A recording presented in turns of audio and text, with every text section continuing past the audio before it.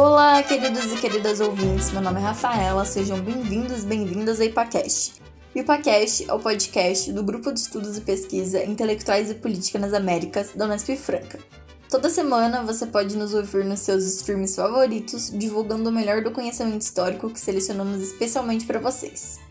No IPAcast de hoje, eu vou falar sobre o papel da fotografia nas ditaduras latino-americanas de 1960 a 1980, o Plano Cóndor da comunicação e os usos oficiais da fotografia pelos governos ditatoriais e também a fotografia como forma de resistência a esses governos. Para falar sobre isso, eu vou me basear no artigo Fotografia e Cultura Visual nas ditaduras latino-americanas de 1960 a 1980. Esse artigo foi escrito pelos professores Charles Monteiro e Carolina Martins, da Pontífice Universidade Católica do Rio Grande do Sul. Nesse artigo, os autores analisam os diversos usos da fotografia nas ditaduras latino-americanas, seja como instrumento de propaganda e vigilância por parte do governo, ou seja como instrumento de resistência. Esse artigo tem como enfoque os países Argentina, Chile e Brasil.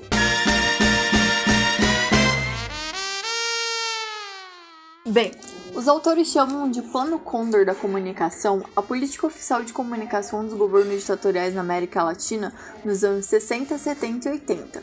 Consistia basicamente na publicação de imagens e mensagens em grandes veículos de imprensa, um tipo de propaganda favorável aos governos que tinha como objetivo justificar a repressão.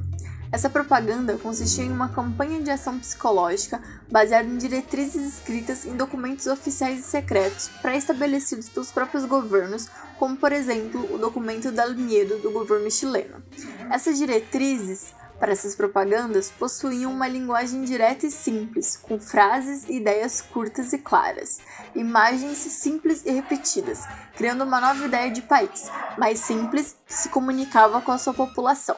Além dessa linguagem simples e acessível, outro recurso usado era o terror psicológico causado pelo medo do comunismo, colocando os militares como salvadores do seu povo contra a miséria e desordem que o comunismo poderia trazer.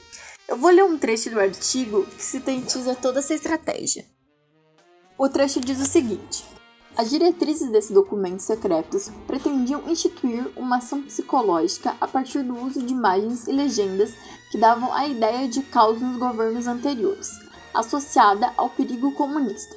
Os governos militares seriam a solução para trazer a ordem almejada pela sociedade, ou seja, o marxismo representava o perigo, a violência e a escassez, enquanto que a junta militar representaria o bem-estar, uma solução dos problemas, a angústia e o perigo da morte.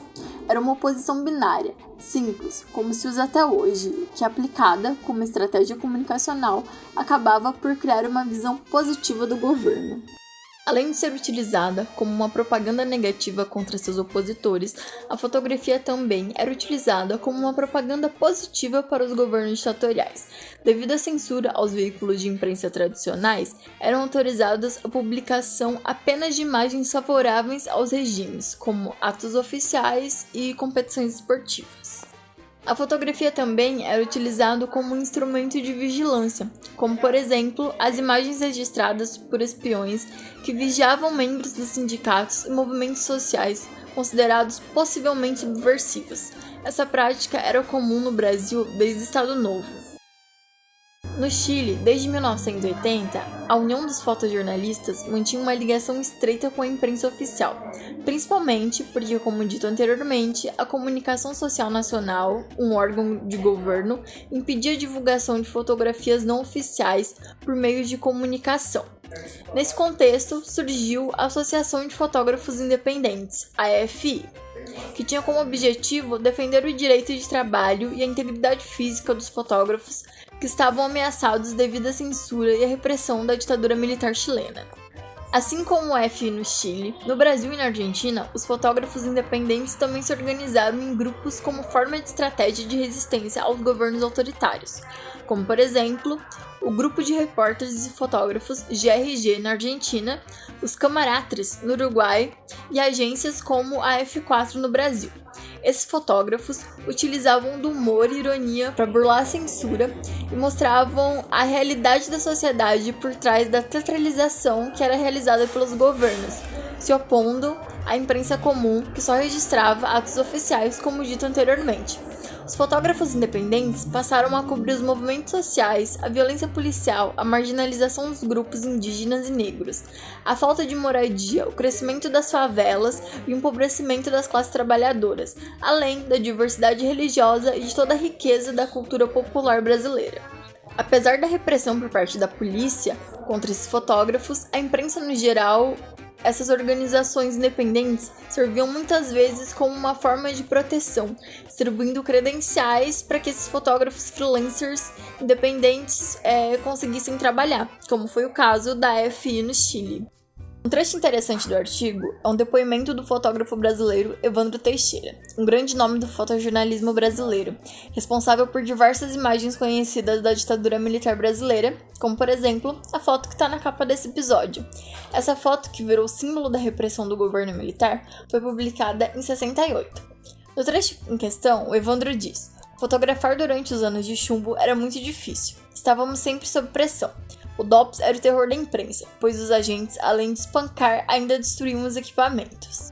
Por fim, é preciso entender a importância da fotografia e a ambiguidade em seu uso durante a ditadura latino-americana, tanto para validação e propaganda, tanto como ferramenta de resistência. Responsável por registrar não só um momento, mas toda uma sociedade, para além de instrumento de propaganda ou resistência, a fotografia é um instrumento de memória. Memória de um tempo que não deve ser esquecido e que, acima de tudo, não deve se repetir. Como, por exemplo, a triste imagem de Vladimir Herzog morto em sua cela no DOPS.